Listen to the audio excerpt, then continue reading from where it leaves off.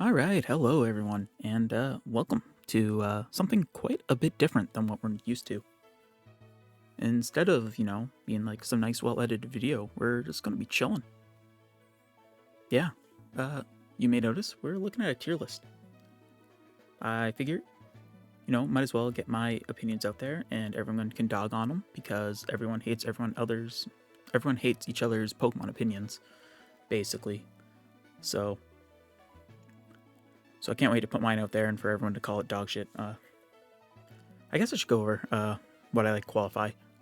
So, obviously, if the game's good, it'll rank good. But a big thing for me is I like replayability. If the game's not as fun on a replay, it's going to lose points for me. And so, there'll be some things I put in tiers that are different from the common norm.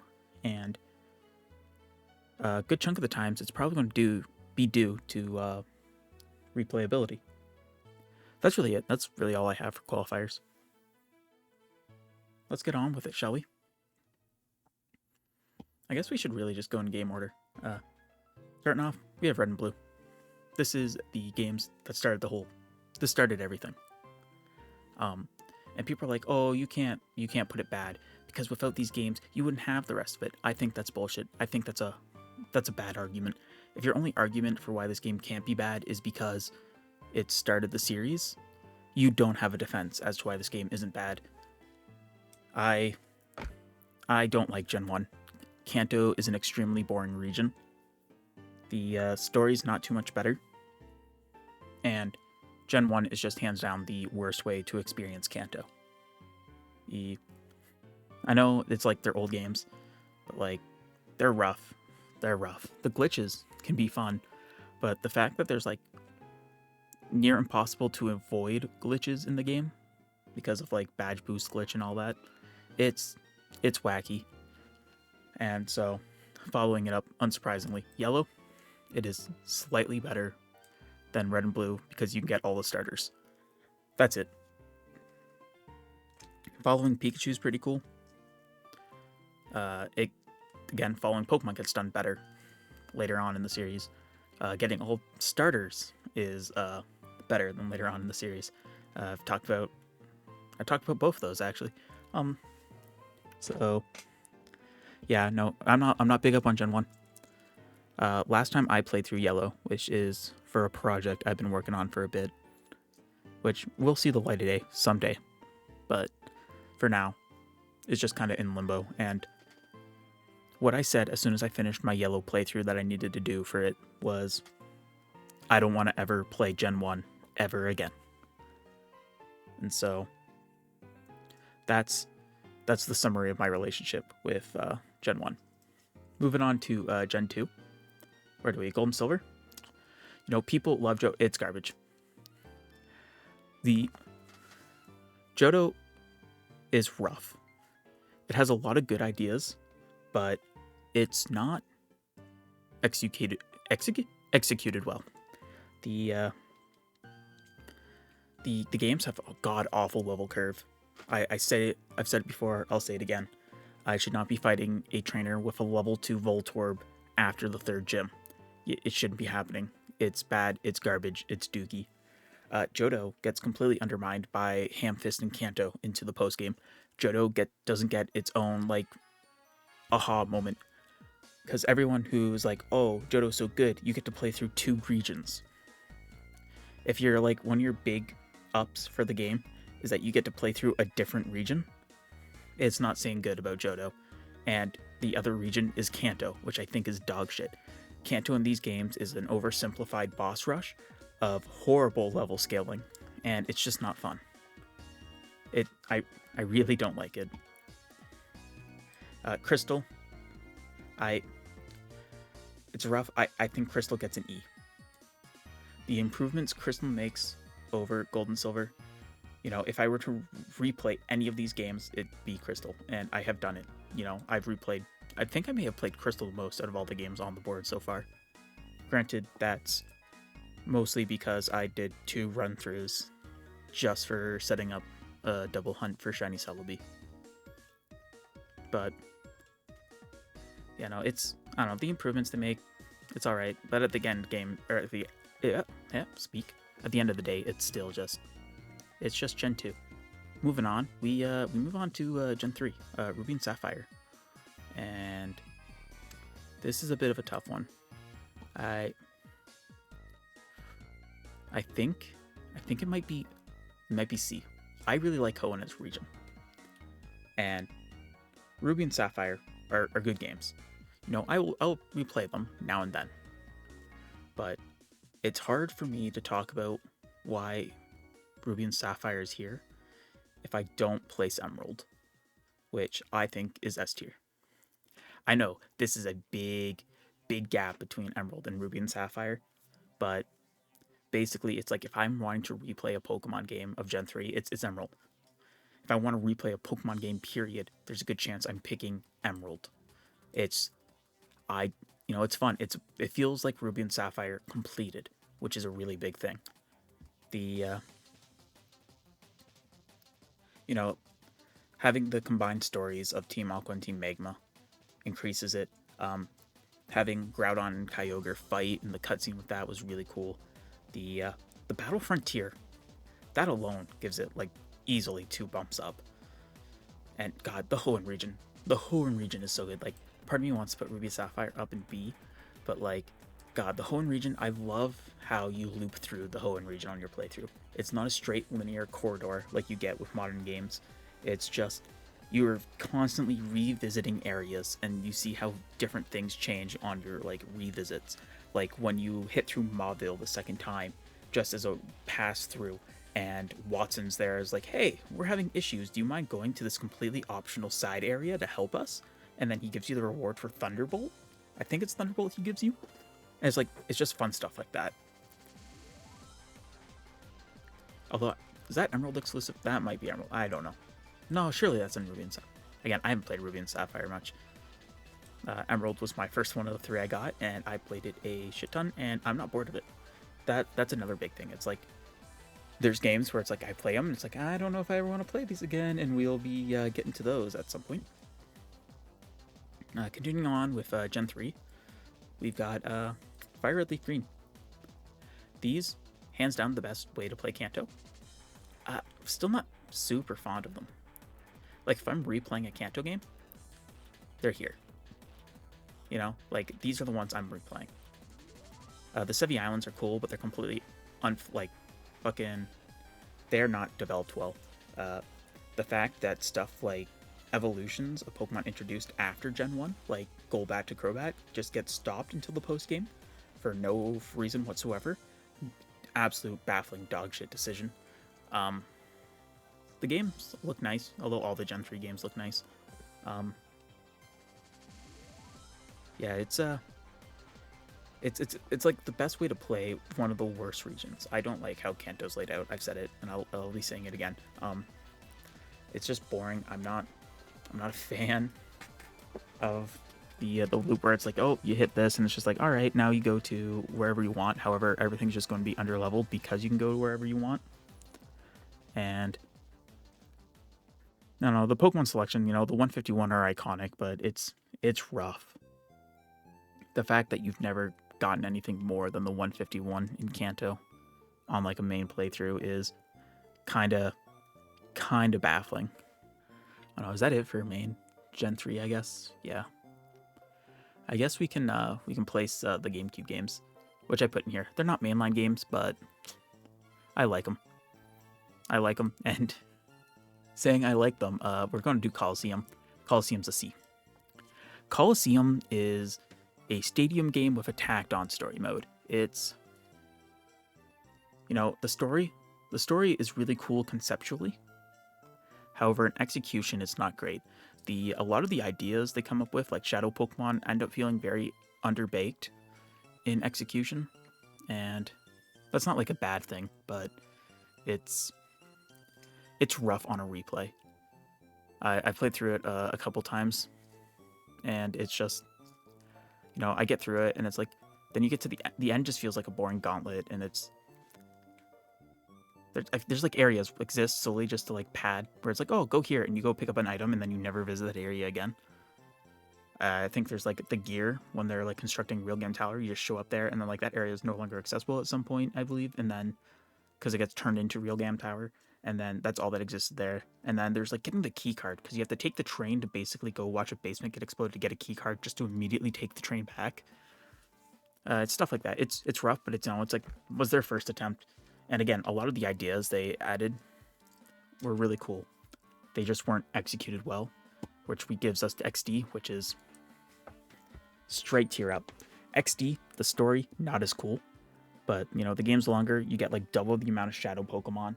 The shadow Pokemon mechanics is completely redone and is actually fun and interesting. Also, it has Shadow Lugia, which is cool as fuck.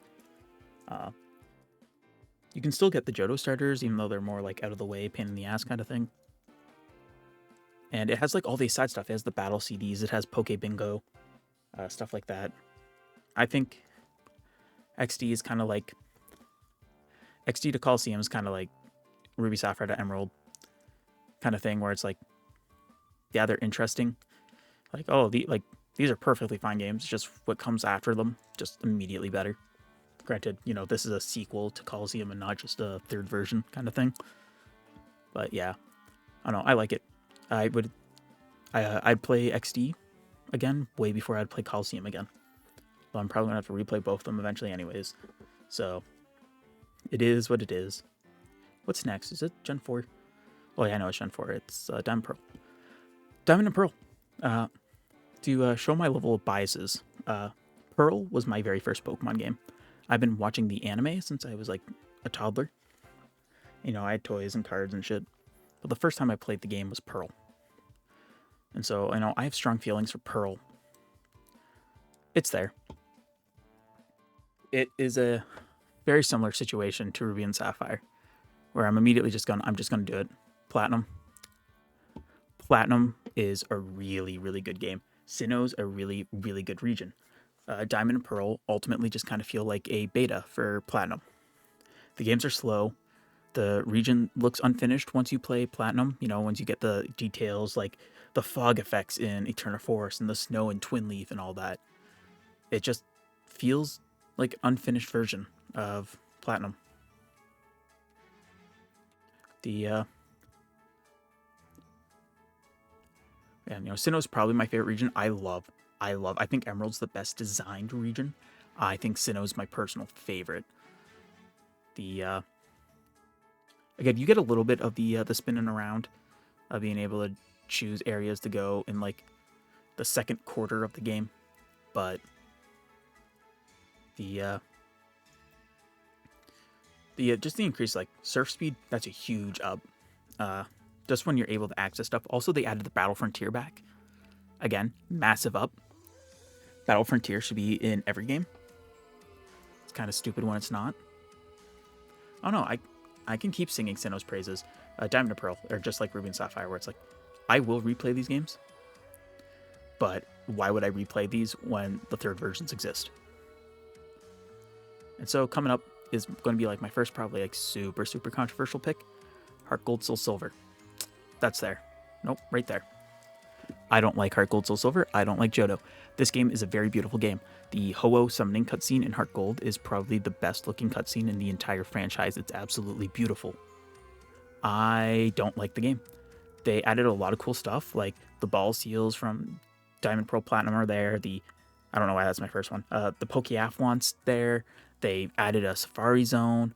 They brought the Battle Frontier from Platinum. They just ported it and plopped it right in. And it's all this, and it's like, this is like super definitive version of Johto. And they didn't fix any of the actual issues with Johto. They just added a bunch of nice, cool stuff and made it look really pretty, but didn't fix any of the problems. The gym leaders, like the Johto gym leaders, still barely showcase Johto Pokemon. The region is still very underbaked. The story's still super underbaked. If you go the like proper route, if you're going in terms of gym badges, you do the Rocket event right before Gym 2. Then you don't see Rocket again until right around Gym 7. And you do the Rocket hideout, Gym 7, Radio Tower, and that's it. That's it for the actual fucking story of the game. The rest is just, oh, you're going around the region. The Johto region is very rich in lore, and it's a very beautiful region, and they don't do anything with it, and it's absolutely disheartening. This game also still has a dog shit fucking level curve. The level 2 Voltorb after Whitney is still there. I don't understand why they wouldn't just, actually put effort in trying to make the game, like, actually good, but it's hard. Everyone hypes it up. Everyone says it's the best games. It's just, I don't want to replay Heart Gold Soul Silver. It's not fun to replay, but it's so high because of like all the other stuff it adds. Like, I loved these games as a kid, but now it's just, I'm going to replay a game. It's not going to be Johto. Johto is a lot of missed potential. They could really cook with Johto, but they just refuse to. And I think that's it for Gen 4 rambling. Gen 5? Alright, this one, next little controversial one maybe, that's a strong A. I love Black and White.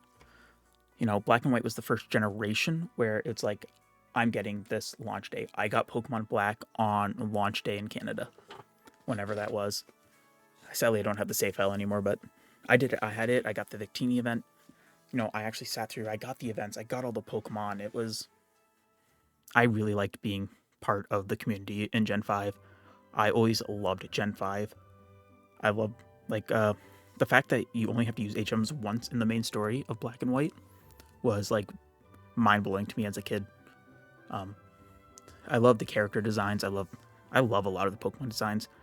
A lot of people shit on, Vanillish and Garbodor, but I like them. I never had issues with Gen 5. I've always been a pretty staunch defender, and I replayed them a lot as a kid. I can't let it influence my take, but it's hard for me to replay Black and White because of how much I replayed them as a kid.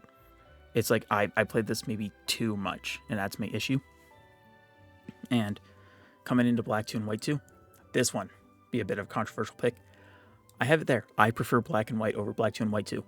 Black 2 and White 2 have a lot of cool post-game stuff, like the Pokemon World Tournament, but when it's that's a lot of post-game stuff where it's post-game. I'm doing a replay. I'm not necessarily sitting through and doing all the post-game stuff. And I personally prefer the story of Black and White, although Black 2 and White 2 are really good.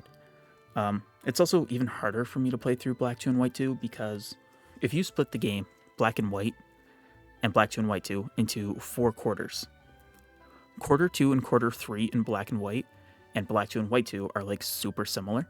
So it's you get through the first quarter of Black 2 and White 2, it just hit me with a game I played so many times already, and it was hard. I didn't beat White 2 specifically for the first time until a couple of years ago when I went through and made sure I got technically every single mainline game beat.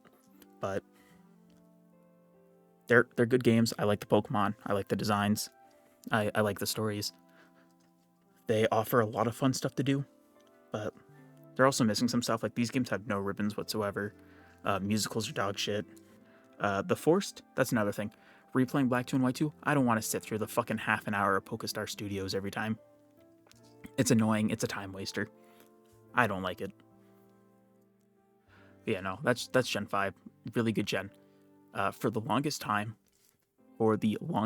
I would say the DS Lite was the best console for Pokemon because it could play every single best Pokemon game there was. And that stood for a long time. It could play Emerald, it could play Platinum, it could play all of Gen 5. If you're a Heart Gold Soul Silver, Fire Red Leaf Green kind of guy, you can play those too. Everything in the top 4 tiers here, minus the GameCube games, are playable on the DS Lite, and that is the peak of Pokemon. Getting into Gen 6, however, this was a resurgence for Pokemon, but also this was a shift for Pokemon. X and Y, that's D tier for me. I struggle to replay X and Y. The region's rough. It feels very underbaked. The leaks suggesting we were supposed to get X2 and Y2 helps explain it a little. Yeah, I can see why maybe the region kind of sucks, but it's just rough. I don't like playing through it. The game is kind of ugly. I'm be real. I know that's just 3DS game, but I don't like it. I'm not super fond of a lot of Pokemon. It's hard. Gen 6 is when I'm yeah, I'm not confident I could name every single Pokemon from this game. Even though it's a small list, because a good chunk of the new Pokemon were just Megas. Megas, by the way, amazing. Amazing option. Megas, Like really, like if megas were exclusive to XY, they'd probably be like here, because megas were just so fucking cool. I love megas so much. But yeah, no, X and Y, rough games. I liked what they did with the franchise. Like, taking us to the 3D era was cool. And like it was really cool playing it on the first time, but I don't ever want to replay these games. I think, the story's not great. The game has like nothing in post game. It has the Looker story, which I love Looker as a character. However, it feels like a slog. And then outside of that, it's the Battle Maison and shit. It's not great. Our next ones, though, however, Omega Ruby Alpha Sapphire. I was really mixed on these games for a long time. I didn't like them, and my issue for not liking them was they aren't Emerald. My issue was if I'm going to replay a Hoenn game, I'm replaying Emerald. But I'm thinking about it, like if I'm going to replay, like in terms of replayability, like these games are here. These are probably the most sound remakes of the batch, out of like the 5 we've gotten. The additional megas, having megas in the story, the primal reversions, the Delta episode, I think sucks ass. I think Zinnia is a fucking boring ass character. And that's, although I say that and it's like I bump it to here and it's like, is like B tier just the remake tier? But no, I think Omega Ruby Alpha Sapphire, like I'd rather replay this before these two. But I don't know, I think it's a really fun play. It's like the XY art style, but better. It actually looks good. The no trainer customization is kind of a bummer, but Brendan and May have good designs. The accessibility of Pokemon across XY and Omega Ruby Alpha Sapphire. If you counted events, you could get all 649 Pokemon. I think that's what the number was. Was it 649 or was it 702? It was 702. 649 was, that's Genesect. 702 is what you could get. And that was really awesome. I was a really big fan of that. But no, ORAS is like, it's like sometimes like, maybe I should replay Omega Ruby Alpha Sapphire. If we got like actual Delta Emerald, that game would be obviously S tier, but for what it is, it's pretty good. The No Battle Frontier is pretty dookie, getting just an island with the Battle Maison on it. But it also gave us the best location for breeding Pokemon, where you had the IV checker, a daycare, and an island where the camera changes, so you could just hold up on the D-pad and constantly move without having to worry about actually changing direction. Amazing stuff. Amazing stuff. Yeah, no, they're pretty good games. Next up, it gets a bit dicey. Sun and Moon. I really liked Moon. I played Moon, and I really liked it. They made me play through the Alola games 4 times. I really stopped liking Alola. Alola has too many cutscenes. People are like, oh, but like the other games have cutscenes. It's all yada yada. But like, let's say in Platinum, you have a cutscene, you walk up to a tile, then a trainer walks down, talks, and walks off, and you're back into gameplay. Sun and Moon, you walk into where a cutscene's going to be, you hit a black screen. It transitions to cutscene mode. You watch a cutscene, and then it goes to black screen, and you transition back to gameplay mode. Then you take 3 steps, black screen, transition to cutscene mode, wipe through a minute of cutscene, and go back to black screen to then go back into gameplay mode. It's just a lot of talking. The story's good. I like the story. I like a lot of the Alola Pokemon are pretty cool. Also, the region's pretty ass, starting with Black and White. Black 2 and White 2, not so much. It kind of avoids it, and ORAS being a remake avoids it too. But starting with Black and White, we get regions that are just linear. So like Hoenn, you're looping around the region back and forth all over the place. Black and White, you go to point A to point B to point C to point D, point E. It's like, yeah, the region's a circle, but you just go up the left side. Like, you go up, left, and around, up. And then the last 3 little bits on the rest of the circle is post-game. And then X and Y, like, you got to hit the, like, you hit Lumiose a few times. But it's just basically, like, it became a hub, and it's just like, oh, objective out, objective in. Sun and Moon, you are exploring Hawaiian Islands. I think there should have been a lot more optional side areas. It's a lot of just, like, straight roads. Like, actual roads, which is bizarre. And so many cutscenes. I like the games. They're fucking rough for replaying.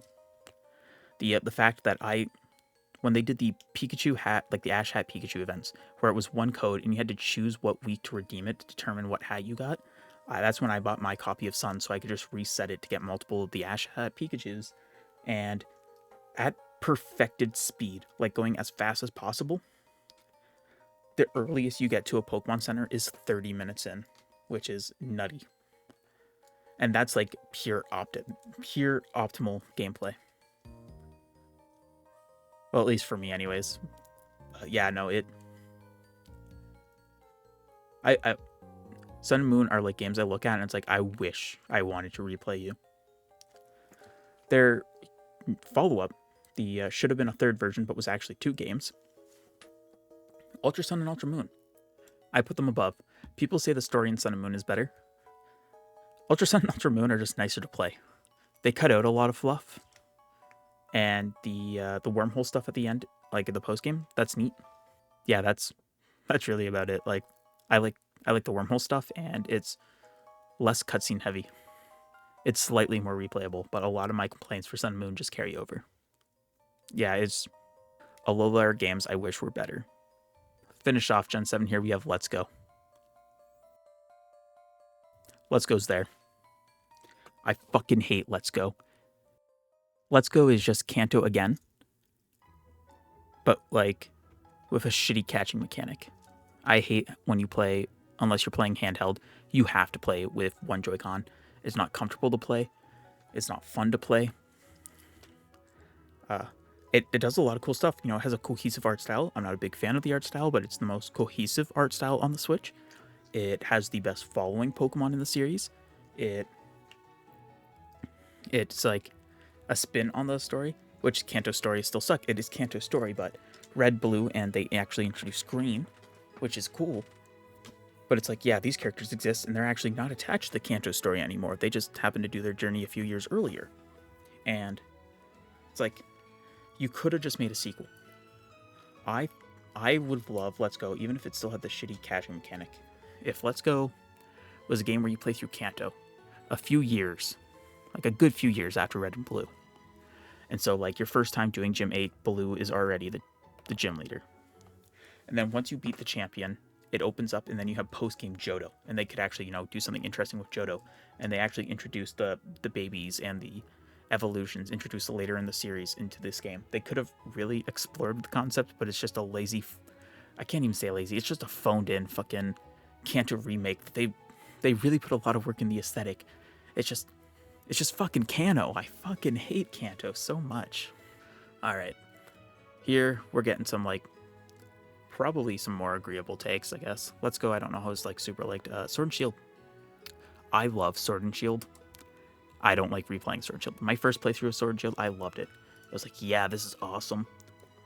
Although that's, like, obviously Pokemon really big with the recency bias. Like, yeah, this new game's great. I replayed Sword and Shield to get the box legendaries for my box legendary collection, and it was rough. It was rough. I just, like, yeah, I'm just going to grab the legendaries for Dynamax Adventures and just run through this because this isn't fun. The region's super fucking linear. The wild area looks like dog shit. The DLC saved this game. This Crown Tundra and Isle of Armor added a lot of fun stuff to do. And, like, the raids, I like the raids in Sword and Shield. But it's not enough to save it. The game's just not replayable. Like, if I had to start a new save for one of them, I wouldn't want to. Even if I knew it meant I could go do stuff like the Dynamax Adventures. It's rough. I like the games. They're some of my more played Pokemon games. Like, in terms of like, playtime. Like, that's like most played and most replayed are 2 different metric for me. It's rough. It's, again, with a lot of games, I wish they were better. I wish I could put every game in the S tier. S or A, even. But, no, it's... I wish these were even just more full. But here we are. Their follow-up. This is a controversial take I can feel. That one's just there. Yeah, I know it. Oh, what's like, oh, but they barely change anything. Oh, the games are like, kind of like poopy looking. Oh, the games are, you know, they barely, like, yeah, they're just Sinnoh. It's It's Sinnoh, but on the Switch. These are my most replayed games on the Switch. I have played Shining Pearl specifically 4 times. I like playing through Sinnoh, and obviously it's not Platinum. If this was Platinum, probably played through it even more times. It's just the accessibility of being on the Switch and having alternate profiles so I don't have to reset my save is just a big thing for me. And it's like a proper Pokemon game still, because it's a faithful remake to Diamond and Pearl, which are only so low on the tier list because Platinum's just that much fucking better. And it's like, I think BDSP is like Diamond and Pearl, but slightly better. There's a lot of changes. Like, you know, it's not fucking disgustingly slow surfing, and I don't know why I've mentioned that twice in this video. But no, and like the changes to the underground, no more secret bases and stuff, but they allow you to catch wild Pokemon and see them in the overworld. Like, the underground's different. I don't think it's better or worse. I think it's to the side. I think they're equal. They each have their own strengths and cons. And then just other stuff, like it has the fairy type in it. It lets you catch everything of the first like 493. The only Pokemon, like if you were to get Brilliant Diamond and Shining Pearl right now, the only Pokemon you can't get specifically, like on your own save without like transferring in, would be Celebi, Deoxys, Shaman, and Darkrai. And Shaman and Darkrai you might even still be able to glitch to get if you activated the event. Oh, I forget Manaphy and Fiona too. But like Manaphy, Egg, the Oak's Letter, and Members Card were all events in this game. I wish they were just a thing where it's like, oh, you can just download this as DLC and it's unlocked forever now, whatever. But the like getting all, like you can catch 491 Pokemon natively in BDSP, and that insane. I love that so much. I like playing Pokemon for the catching. Catching's my main thing, and so it's what I enjoy. And just like, oh, you can just easily get all these Pokemon. So like, say for 3 Pokemon, my first 493 Pokemon in my living deck are from BDSP. I won't say these are good games. I think these games fucking suck. However, they're super replayable, and I like replaying them. It's just as simple as that. That's why they tier that high for me. Next up, we come to our next S tier. That's right. I played Koi. No, as I said with BDSP, I really like catching Pokemon. This is just a game about filling out your Pokedex and catching Pokemon. Of course, I love it. The way they evolved the gameplay was really fun. People don't like it because it's, you know, no battling. It's not like competitive based or whatever, and that's fine. I like this shift they're going, where we have now like the start of a generation gives us the game that's going to be the base competitive, and now then they can just experiment with what they do with the rest of the generation. Not being able to connect directly anymore is a bummer, but if it allows for stuff like Legends Arceus, I'm okay with it. You know, I really like, again, it's Sinnoh. I love the lore of Sinnoh. You can get like every single Sinnoh mythical is forever obtainable in this game, and that's really cool. Some require save files from other games, and that's fine, but like it's all like, this is the type of game I wanted as a kid. Open areas where I can run around and just chuck Pokeballs at Pokemon. I don't even have to battle. They gave a badass form to one of my favorite starters of Decidueye. I love my owl Pokemon. I love, like, Hisuian Decidueye is probably my favorite overall Gen 8 Pokemon. I actually like Origin Form Palkia. I think it looks really cool. The plate system is really nice. Finally getting a normal plate's cool. The Legend plate's awesome. Arceus just feels like it scratches a lot of itches I have for Pokemon, and I'm really excited we're getting another one. This is what I want the franchise to go towards, and I know they can't because of competitive stuff, but like, as long as we keep getting Legend games, I'll be happy. This is just infinitely replayable. Next up, alright, I guess this is it. This is our final one. Scarlet and Violet. That's like here-ish. Scarlet and Violet is an amazing first playthrough game. My first playthrough, I was totally enthralled. I was able to ignore that the game looks like dog shit, that the game runs like dog shit, that it's got some bugs here and there still. I could ignore it. On a second playthrough, like when I did Scarlet, everything was peaches, and then when I got to Violet, it was rough. To the point where I didn't even raise a team. I just caught the strong static spawns that I knew about. They're really rough on a replay, and that's the issue. Is like, I really love the story. in Scarlet and Violet. Like Sword and Shield, really underbaked story. You have 3 rivals that are like they show up a grand total amount of times about what a normal rival would. So instead of having 3 alright rivals, you have 3 completely underbaked rivals. Scarlet and Violet, you have 3 amazing rivals. I really like the story. I really like the writing. I think this game should have been one game. I think this should have been the Switch where they stopped doing dual releases. I think in terms of the plot, the past paradoxes make a lot of sense and fit in. I think the futuristic paradoxes make no fucking sense. I think it's absolute useless garbage that fits there solely to just fit in the version difference. I believe Scarlet, like they could have just made Scarlet and it would have been better. But here we are. The 2 releases, they'll forever be here, which is annoying. Like again, they could have just done like Brilliant Platinum or something. But it is what it is. We're stuck with the 2 releases. And I hope they get better. I hope this is like Scarlet and Violet is like a new X and Y, where like it is a rough go at a first try of something very new. And we're just going to get better releases until we like plateau back towards Sword and Shield. I don't know if I have much more to say about it. Replay's rough, but the story being so great is why it's so high.